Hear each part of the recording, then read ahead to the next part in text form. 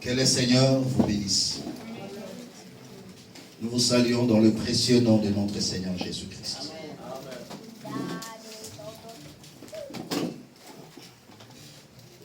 Bienvenue dans ce premier dimanche du mois de septembre.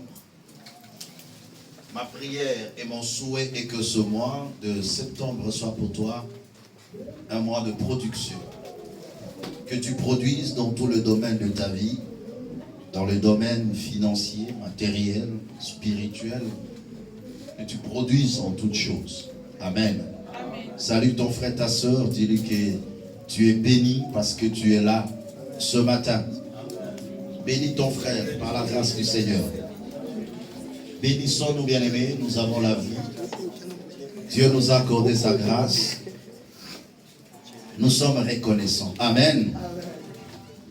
Gloire à l'Éternel. Moi, je vous salue au nom de Jésus. Que l'amour de Dieu, la bonté de Dieu et la communion du Saint-Esprit soient toujours votre partage.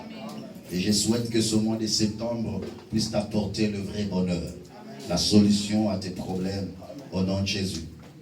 Nous allons partager une pensée de Dieu pendant quelques minutes et le Seigneur va nous bénir. Je veux vous ouvrir l'esprit sur un point concernant la délivrance totale. Et après moi, la délivrance totale. Ce thème vous serait important et indispensable par rapport à votre foi et par rapport à votre connaissance. Et ça, c'est très important. Là où il y a la connaissance, il y a la vie. Vous devez savoir une chose. L'action de Dieu dans la vie d'une personne est proportionnelle à la connaissance que cette personne a des dieux et des promesses de Dieu. Je répète. L'action de Dieu dans la vie d'une personne est proportionnelle à la connaissance que tu as. D'où, là où ta connaissance se limite, l'action de Dieu s'arrête. Ça, c'est très important, il faut le connaître. L'action de Dieu s'arrête là où ta connaissance s'arrête. Voilà pourquoi il est écrit, mon peuple périt parce qu'il manque la connaissance. Dans la pensée de Dieu, lorsque le Seigneur a eu l'initiative de libérer l'homme de la captivité du diable, après le péché, l'homme a été soumis à l'esclavage de l'ennemi. Sa vie spirituelle a été détruite, privé du salut, privé de la vie éternelle, non pas seulement dans le domaine spirituel, mais aussi dans le domaine physique. Parce que l'homme qui était dans l'abondance devait commencer maintenant à manger à la sueur de son front. Tout lui était devenu par le fruit de labeur. Pour avoir quelque chose, le combat est entré dans la vie d'une personne. La vie de l'homme a été complètement déstabilisée. Et lorsque Dieu a eu la pensée de venir délivrer cette personne de la main du diable, dans la pensée de Dieu, il faut que cette délivrance soit totale. Quel que soit dans le domaine spirituel et dans le domaine physique. Alors suivez-moi très bien. L'ombre qui est l'ancienne alliance annonce une vérité qui est cachée.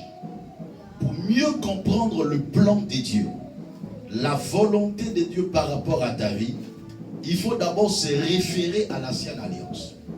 Comment Dieu a traité avec son peuple. Parce que l'objectif de Dieu était de choisir une personne et au travers de cette personne atteindre l'humanité. Il a choisi Abraham et par Abraham il y a deux nations qui devaient sortir. Il y a l'Israël qui est la postérité biologique ou physique d'Abraham et l'Église qui est la postérité spirituelle d'Abraham. Parce qu'il avait déclaré, ceux qui sont en Jésus sont fils d'Abraham le croyant. Alors lorsque nous voulons comprendre l'action de Dieu dans nos vies, nous pouvons aussi nous référer de la manière dont Dieu a traité avec Israël. Parce que Dieu a commencé avec Israël. Il avait déclaré, le salut vient de Juifs. Et lorsque Israël est tombé dans l'endurcissement, c'est alors que Dieu tourne le regard maintenant vers les nations. Les nations, c'est l'ensemble de païens. Et tous ceux qui croient au Seigneur Jésus sortent des nations et forment un peuple à part appelé Église. Et le mot Église veut dire l'ensemble des gens appelés hors du monde, hors de la vie de péché, afin de se constituer un peuple acquis, un sacerdoce royal et une nation sainte pour l'Éternel. Voilà pourquoi, si quelqu'un veut très bien comprendre le mystère de la délivrance, il peut aussi se référer à l'action de Dieu dans la vie d'Israël. Est-ce qu'on est ensemble? Est-ce qu'on peut avancer maintenant? Prenons un exemple. Je suis dans Exode au chapitre 3. Je vais lire le verset 16 jusqu'au verset 24. Exode chapitre 3, le verset 16 à 24, nous lisons les Saintes Écritures. Va, rassemble les anciens d'Israël et dis-leur, l'Éternel, le Dieu de vos pères, m'est apparu, le Dieu d'Abraham, d'Isaac et de Jacob. Il a dit, je vous ai vu, et j'ai vu ce qu'on vous fait en Égypte. Et j'ai dit, je vous ferai monter de l'Égypte, et vous souffrez, ou vous souffrez dans le pays de Cananéens, des Étiens, des Amoréens, des Phérésiens, des Éviens et des Jébusiens, dans un pays où coule le lait et le miel. Ils écouteront ta voix, et tu iras, toi et les anciens d'Israël, auprès du roi d'Égypte, et vous lui direz, l'Éternel, le Dieu des Hébreux, nous est apparu. Permets-nous de faire 3 jours de marche dans le désert pour offrir de sacrifices à l'Éternel notre Dieu. Je sais que le roi d'Égypte ne vous laissera point aller si ce n'est par une main puissante. Ceci c'est bien. Je répète cette phrase. Je sais que le roi d'Égypte ne vous laissera point aller si ce n'est par une main puissante. Je tendrai ma main et je frapperai l'Égypte de toutes sortes de prodiges que je ferai au milieu d'elle, après quoi il vous laissera aller. Je ferai même trouver grâce à ce peuple aux yeux des Égyptiens, et quand vous partirez, vous ne partirez point avide. Chaque femme demandera à sa voisine et à celle qui demeure dans sa maison des vases d'argent, des vases d'or et des vêtements que vous mettez sur vos fils et vos filles, et vous dépouillerez les Égyptiens. Exode 3, 16 à 22, excusez-moi, pas 24. Amen, amen. La Bible nous montre la recommandation que Dieu donne à Moïse pour aller libérer les enfants d'Israël. Mais il y a quelque chose qui attire vraiment mon attention, que j'aimerais discuter et partager ensemble avec vous. Dieu lui dit, tu iras faire sortir mon peuple de l'esclavage.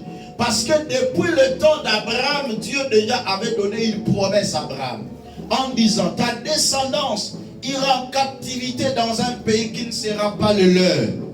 Mais après 4 générations, après 400 ans, je le ferai remonter de ce pays, afin qu'il vienne dans ce pays que moi je te donnais, qui est le Canaan.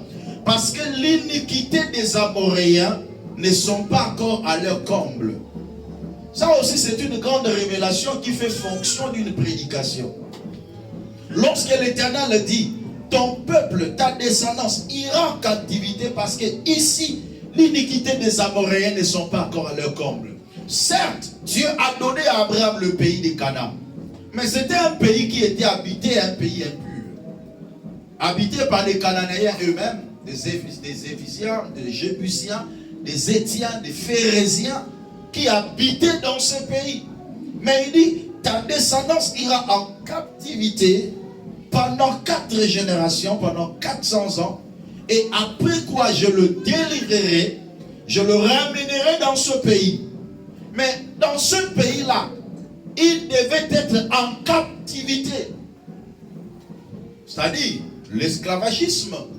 Israël se retrouve en Canaan par l'entremise du temps de sécheresse au temps de Joseph. C'est dans ce temps-là que Israël est entré en Égypte. Ils étaient bien pendant que Joseph était là. Mais après la mort de Joseph, il s'éleva en Égypte. un nouveau roi qui n'avait point connu Joseph. Et il commençait à imposer à Israël de dur labeur. Israël a travaillé. Israël a bâti des maisons. Israël a bâti des pyramides. Israël a bâti des magasins pour Pharaon. 400 ans après, l'Éternel se décide maintenant pour aller libérer ce peuple. Alléluia. Dieu commence à dire à Moïse, va dire à Pharaon, laissez aller mon peuple. Mais je sais que le roi d'Égypte ne vous laissera point aller facilement, si ce n'est par une main puissante. Donc pour dire que dans chaque délivrance de la vie d'une personne nécessite l'intervention de Dieu. Suivez-moi bien. Il dit, je sais que le roi d'Égypte ne vous laissera point aller. Pourquoi? Parce que Israël constituait une main-d'œuvre importante pour les Égyptiens. Ils travaillaient pour les Égyptiens. Ils étaient comme des esclaves. Il y a des gens aussi aujourd'hui qui vivent comme des esclaves.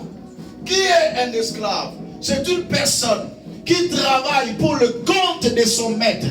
Il travaille dur, mais il ne jouit pas plutôt du fruit de son travail. C'est ça un esclave qui peut travailler durement. Il met son expertise en place. Il travaille avec son effort. Il sème, il récolte, mais il met tout au pied de son maître. Il y a des gens comme ça qui travaillent aussi dur, qui se donnent de la peine, mais qui ne jouissent pas du fruit de leur travail. Parce que c'est ça l'objectif du diable. Si le diable combat la vie d'une personne, il peut te combattre, je l'ai toujours dit, en amont ou en aval. Ça dit, il te combat pour t'empêcher de travailler, ou tout simplement, il te laisse travailler, mais au moment de la jouissance, il vient pour bloquer la jouissance. Là maintenant quoi? Il prend ce que tu as produit, il détruit ta production. Et souvent, la meilleure stratégie que le diable utilise, il nous attend à la fin pour détruire la production. Surtout pour les enfants de Dieu. Beaucoup d'enfants de Dieu, le diable utilise des stratégies. Il te laisse. Tu trouves un travail, tu trouves à faire, tu as une maison, tu as une bénédiction, tu as un mariage. Il te laisse.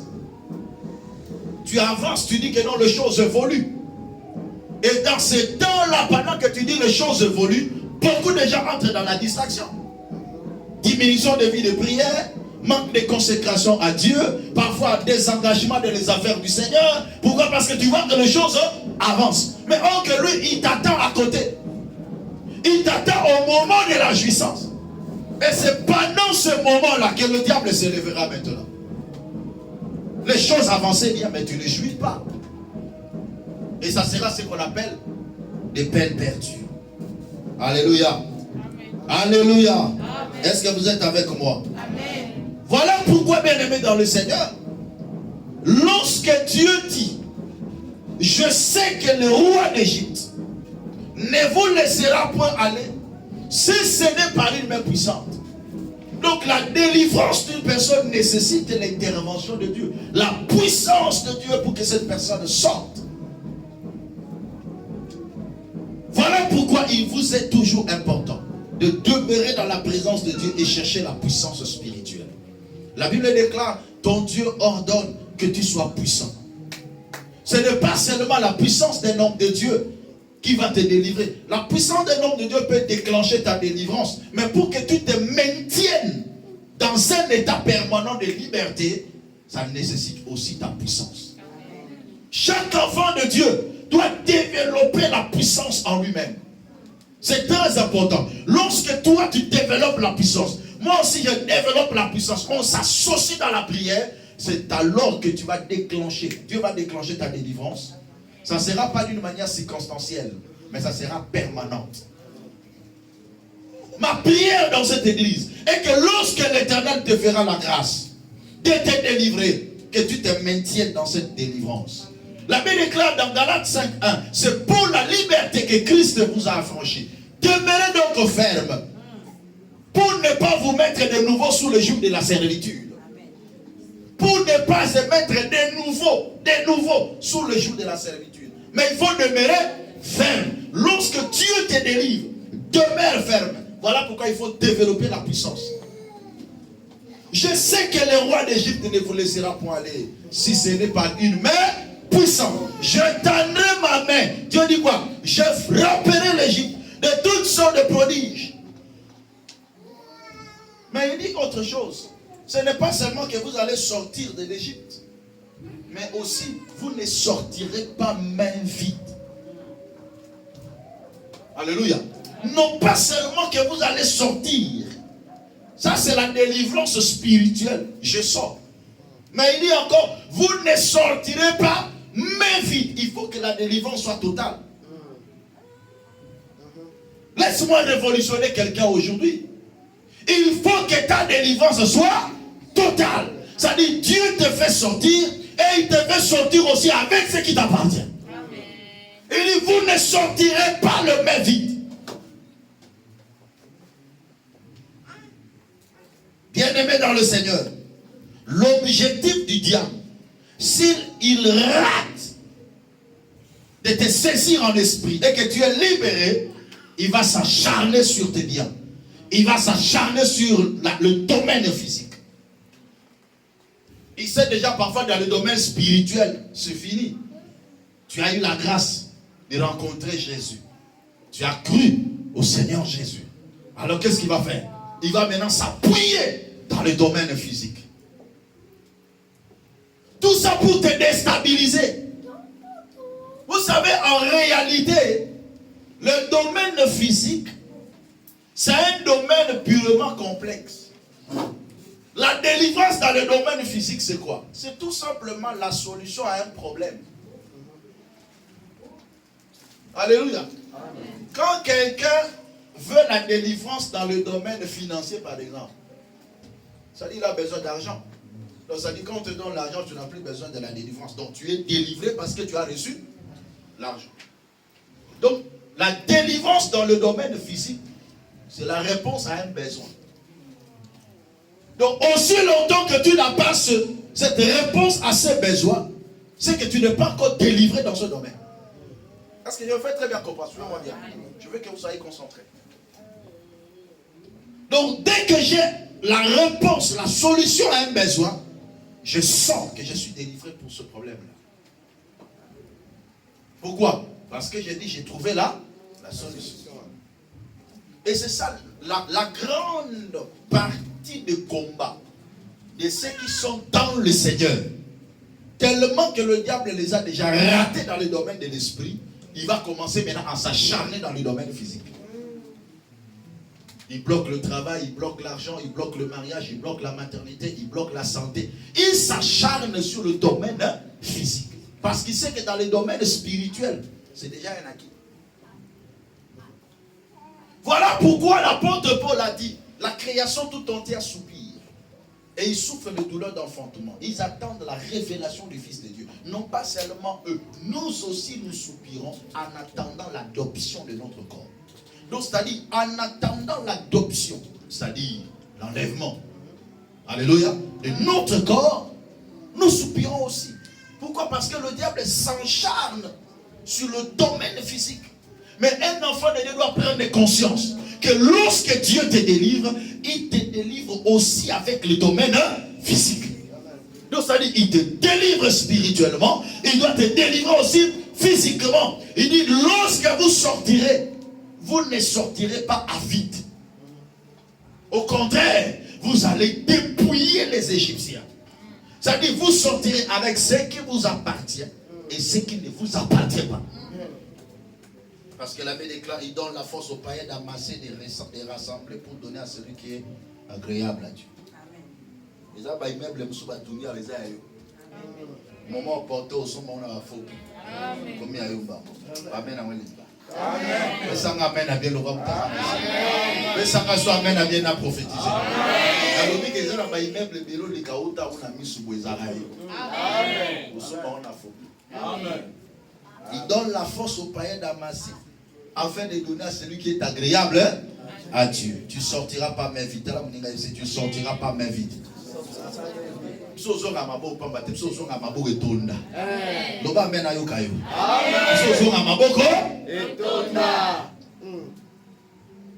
Sous arrêté que t'as la maboko na mono. Yo kele papa. T'as la maboko na mono. Ya ikele nankima. Amen. Ça m'amène à bien avancer. Exode chapitre 10. L'objectif du diable est que tu sortes main vide. Ah, tu ne sortiras pas main vide. Dans ce mariage, tu ne sortiras pas main vide. Dans ce travail, tu ne sortiras pas main vide. Dans ta santé, tu ne sortiras pas main vide. Tu sortiras avec ce que ton cœur désire. Je suis poussé de dire des choses, mais laisse-moi aller progressivement. Exode chapitre 10, versets 24 à 26. Suivez-moi très bien ça. Lisez ensemble avec moi. Exode 10, versets 24 à 26. Qu'est-ce qu'il est écrit? Pharaon appela Moïse et dit: allez servir l'Éternel. Il n'y aura que vos brebis et vos bœufs qui resteront, et vos enfants pourront partir avec vous. Non.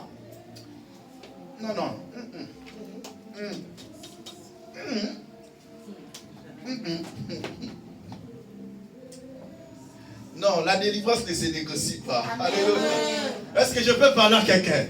La délivrance ne se négocie pas. Vous savez, lorsque tu es dans tes droits, tu ne peux pas négocier. Je me rappelle encore à Kinshasa, quand quelqu'un n'a pas peut-être d'assurance et qu'il roule dans sa voiture, il rencontre un policier. Déjà, je n'ai pas d'assurance, tout ça. Le policier l'arrête. Qu'est-ce qu'il va faire? Déjà, il commence à négocier. Pourquoi? Parce qu'il n'est pas dans ses droits. Il n'est pas dans la logique. Il commence déjà à négocier. Avant même que le policier ne dise quelque chose. Lui-même déjà, vous mettez la moto. Alléluia. Mais lorsque tu as tous les documents au complet et que le policier t'arrête, tu sors avec aisance. Tu dis au policier qu'est-ce qu'il ne va pas. Alléluia. Amen. Il ne peut rien dire. Pourquoi? Parce que tu es dans tes droits. Celui qui est dans ce droit, il ne négocie pas. Amen. Parce que la négociation commence lorsqu'on se sent faible. Mais toi, tu es plus fort. Amen. Tu es plus grand. Amen. Tu es plus fort. Amen. Non pas parce que c'est toi qui as la force, mais parce que celui qui est en toi est plus fort que celui qui est dans le monde. Est-ce que quelqu'un peut acclamer pour Jésus? Écoutez ce que Pharaon dit. Parce que cela a commencé d'abord avec les femmes et les enfants. Premièrement, il dit, vous pouvez partir, tous les hommes. Vos femmes et vos enfants resteront. Pourquoi? Parce qu'il sait que quand les hommes vont partir, où est ton trésor? Là sera ton cœur. Madame Matigali. Bana Matigali. Osani. Nakozunga.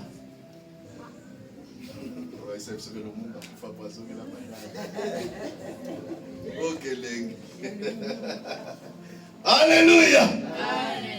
C'est pas une vérité, c'est un film.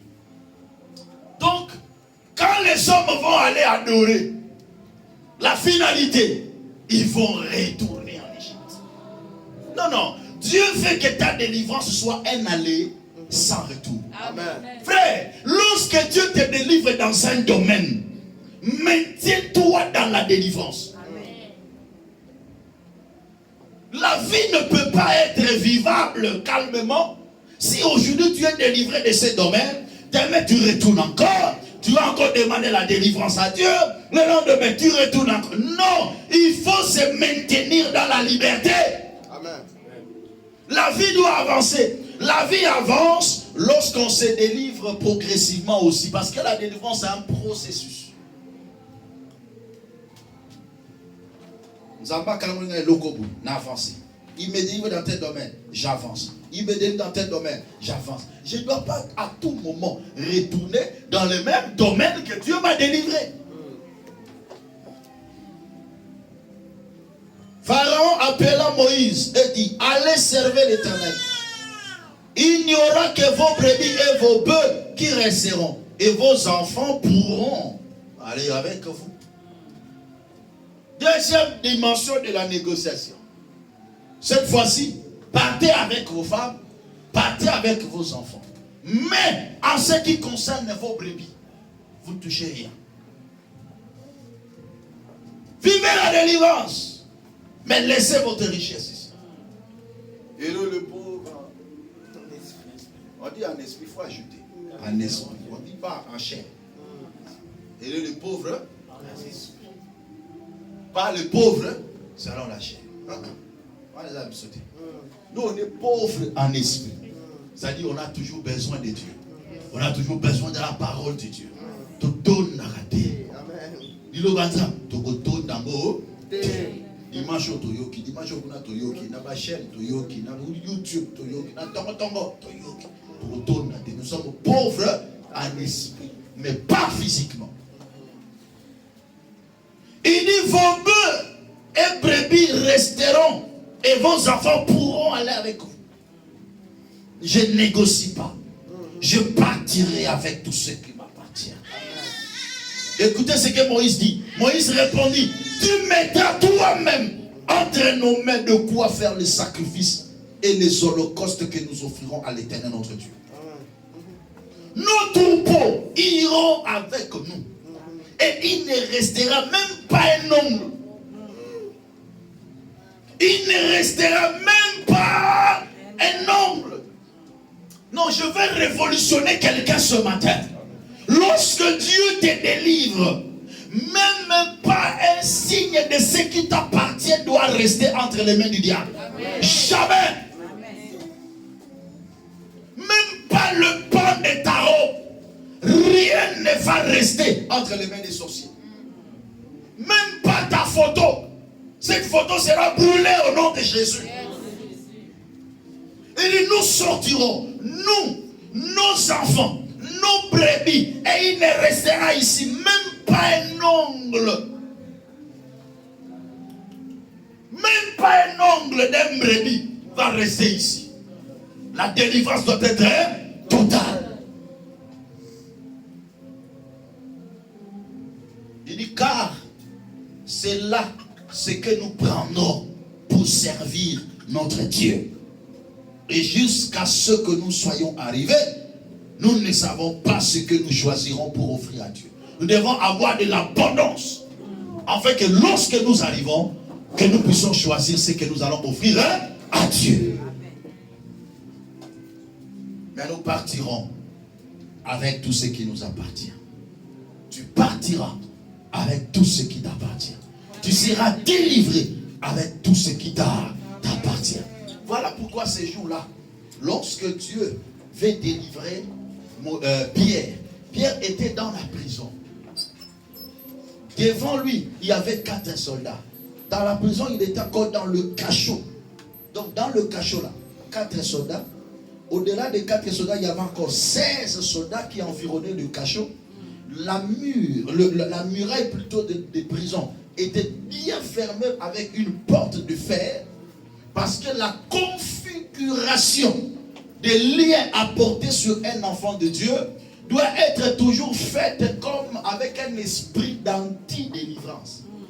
C'est-à-dire, lorsque le diable bloque une vie, il faut qu'il mette des dispositifs d'anti-délivrance. C'est-à-dire, cette personne, de la manière dont on les lit, personne ne va les délivrer. Même pas Dieu. Ça, c'est la manière de concevoir du diable. Allez-y comprendre. 1, c'est le roi qui le met en prison. 2, la configuration du prison est tellement sévère.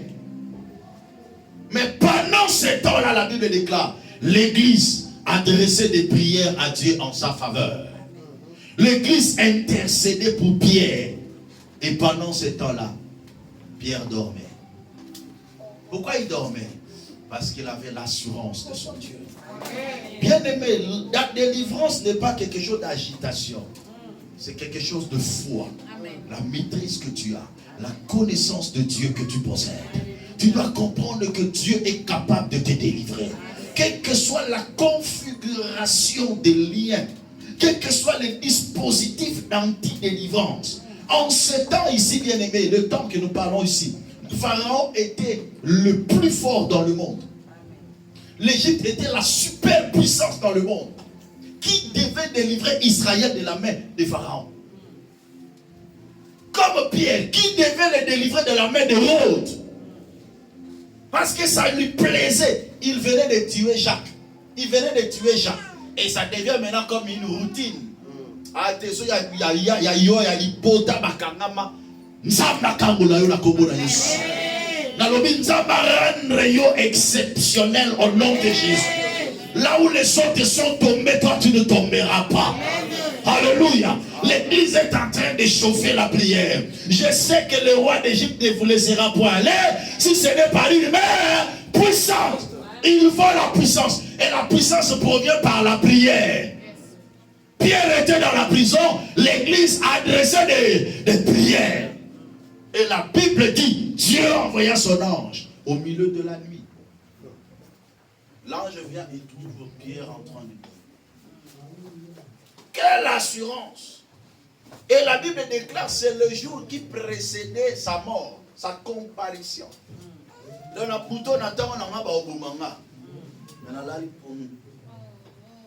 l'assurance en Dieu. Pourquoi vous n'avez pas l'assurance en votre Dieu? Pourquoi votre foi se perd à tout moment? Lorsque vous êtes face à des difficultés, pourquoi vous n'avez plus de foi? Ayez confiance en votre Dieu. Amen. Qui a déjà pris un vol ici? Qui a déjà pris un vol? En tout cas. Bon, nous tous ici on a pris un vol, ok? Qui a déjà connu le nom du pilote? Qui connaît le niveau d'expérience du pilote? Tu ne cherches pas aussi à connaître. Hein? Mais qu'est-ce qui fait que quand tu es dans l'avion, tu dors? Tu mets la confiance à une personne que tu ne connais pas. Tu mets la confiance à une personne dont tu ne sais pas ses capacités, ni ses qualités. Mais tu lui fais confiance. Même quand tu es face à des zones de turbulence. Le roi de route, il y a Makala, Ngunza.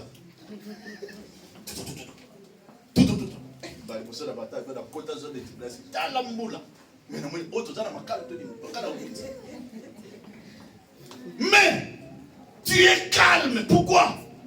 Tu fais confiance à un pilote que tu ne connais pas.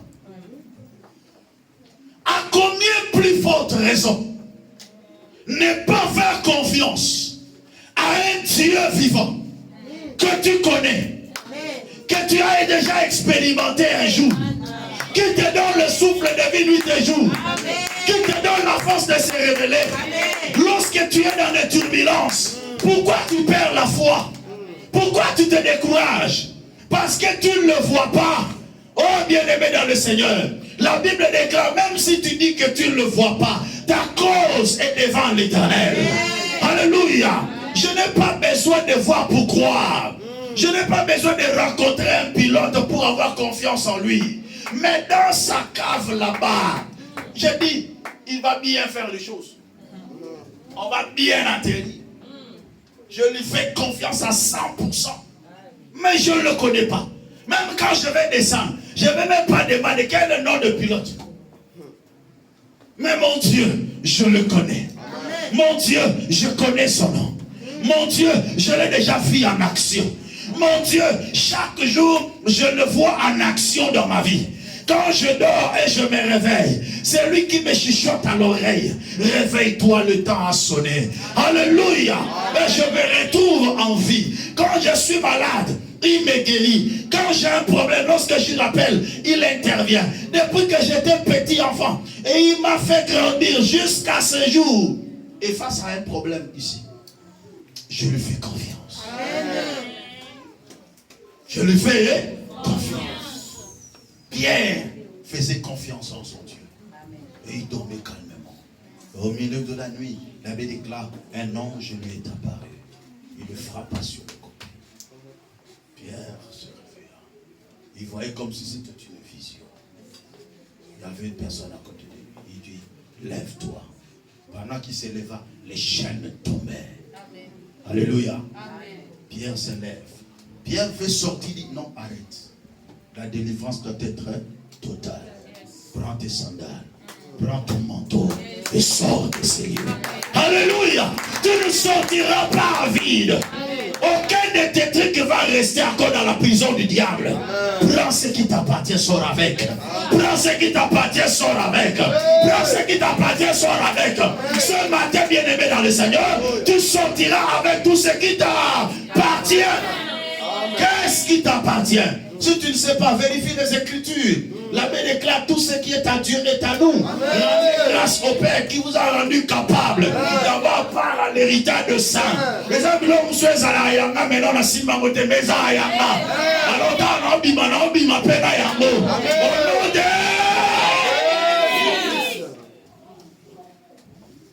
Bimana oyayo. Délivrance, il faut ça là, total. Na mwana nzambe mena pambwa. Na mwana nzambe na bali. Na mwana nzambe na boti. Na mwana nzambe na somi mutuka. Na mwana nzambe na somi lupa. Na mwana nzambe na za bonne santé. Na mwana nzambe na okeli boso. Na ozoape nios. Et non pas que je vais me contenter, non, je refuse de se contenter. Je ne dirais pas que essentiel je suis enfant de Dieu. Je ne justifie pas cela ce matin. Non, ce matin, je ne justifie pas. Essentiel, je suis enfant de Dieu. D'autres se disent, non, non, non. Essentiel, j'ai la vie. 2 Pierre chapitre 1, verset 3. Je refuse ça. Je refuse. Je crois et je confesse. Papa, lisez vite. 2 Pierre chapitre 1, verset 3. Cette phrase doit rester dans ta tête, dans ton esprit. Et aujourd'hui, ça sera la base de notre prière. Nous allons nous focaliser sur ce texte. Et nous allons réclamer ce qui nous appartient. 2 Pierre, chapitre 1er, le verset 3. Allez-y. 2 Pierre, chapitre 1, verset 3. Sa divine puissance nous a donné tout ce qui est nécessaire à la vie. Sa divine puissance nous a donné tout ce qui est nécessaire à la vie. C'est la meilleure phrase que je te donne ce matin. C'est un cadeau de Dieu que je te donne ce matin. Amen. Lui, c'est qu'on dit, comme sa divine puissance nous a donné tout ce qui contribue à la vie. Donc, lorsque Dieu te donne la vie, sa divine puissance te donne aussi ce qui contribue à cette vie. Donc, il ne te donne pas seulement la vie, mais il te donne aussi ce qui contribue à cette vie. À quoi bon de vivre si je ne vis pas bien? Ça, c'est la pensée de Dieu. Je veux vivre, mais je veux bien vivre. Je veux vivre, mais je veux vivre avec ce qui va me soutenir, ce qui va contribuer à la vie. Si l'argent contribue à la vie, c'est que la divine puissance te l'a donné. Si un mariage peut contribuer à la vie, c'est que la divine puissance te l'a donné. Toi-même maintenant commence à représenter. Qu'est-ce qui peut contribuer à ma vie en ce moment? Et dis en toi-même, la divine puissance de Dieu te l'a donné. Donc si un travail contribue à la vie, c'est que la divine puissance de Dieu me donne le travail. Donc Dieu ne te donne pas seulement le spirituel. Il te donne aussi ce qui part avec. Ce qui contribue avec. Pourquoi? Parce que si tu manques aussi quelque chose qui peut contribuer à ta vie, ça peut constituer comme étant une occasion de chute pour toi. Et beaucoup de gens perdent la foi comme ça. Est-ce que quelqu'un comprend? Est-ce que quelqu'un comprend? C'est très important. Tu es parfois loin. Tu veux venir à l'église. Tu viens dans la gare, train supprimé. Comment tu vas venir à l'église? Donc c'est que la voiture aussi contribue à la vie. Même à la vie spirituelle, ça contribue. Alléluia. Commence à examiner ta vie. Quelles sont les choses qui te manquent et qui doivent contribuer à ta vie? Et que l'Éternel, mon Dieu, puisse déclencher la délivrance à ta famille. Est-ce que je parle à quelqu'un? Que Dieu te délivre aussi dans ce domaine-là. Dans le domaine physique, que Dieu puisse te délivrer. Est-ce qu'on va prier? Est-ce qu'on peut prier? Est-ce qu'on va prier? Est-ce qu'on peut prier ensemble? Lève-toi là où tu es.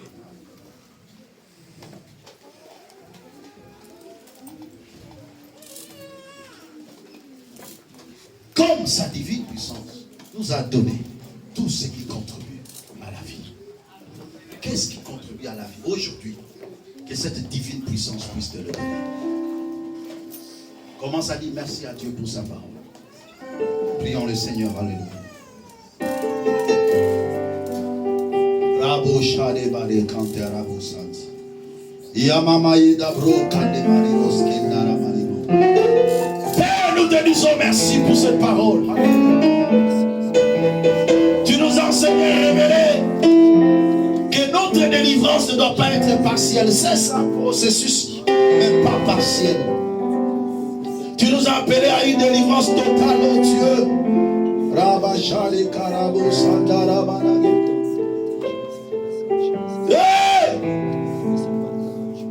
Atomboli misonanga goluka elongi na yo ozali wa telema mapate koni moyini ninye komelinga ozali wa telema mapate komi moyini ninye komelinga ozali wa telema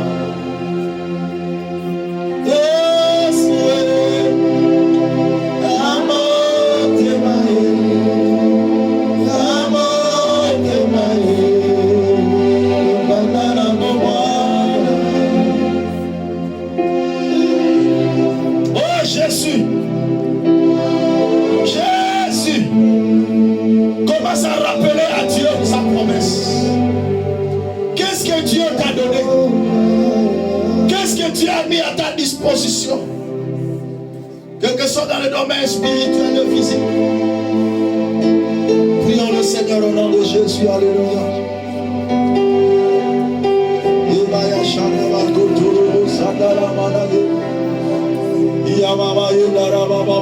Rappelle à Dieu sa parole.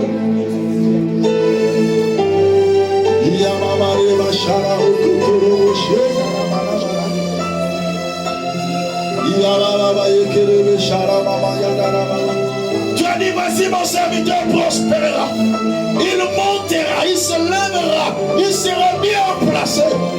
Je crois à ta parole. Ta parole est la vérité. Ta parole est la vérité, Seigneur.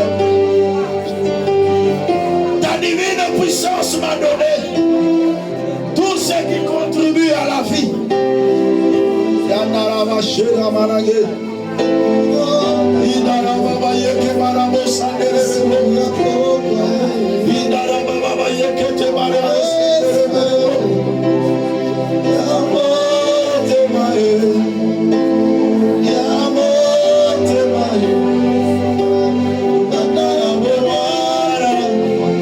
Oh Jésus, Jésus,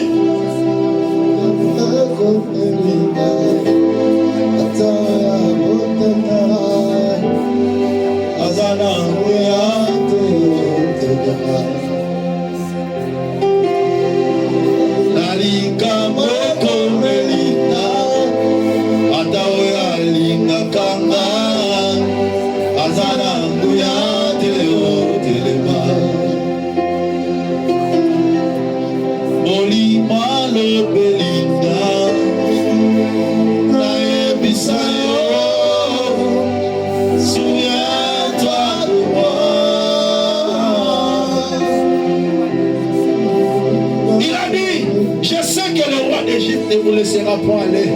Si ce n'est par une main puissante, tu vas commencer maintenant à implorer la puissance de Dieu dans ta vie. La Bible déclare ton Dieu ordonne que tu sois puissant.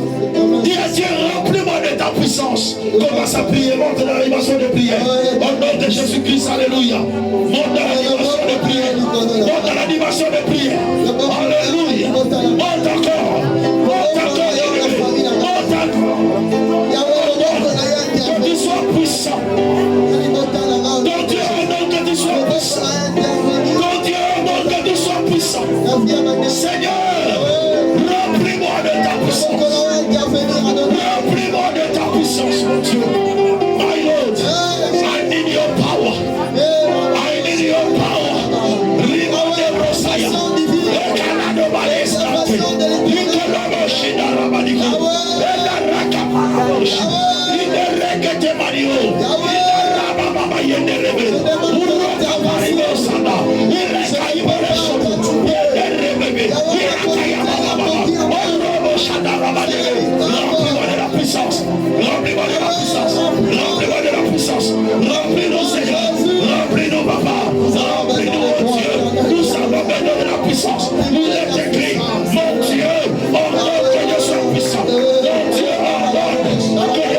puissant. Mon Dieu ordonne que je sois puissant. Mon Dieu ordonne que je sois puissant. Mon Dieu ordonne que je sois puissant. Mon Dieu ordonne que je sois puissant.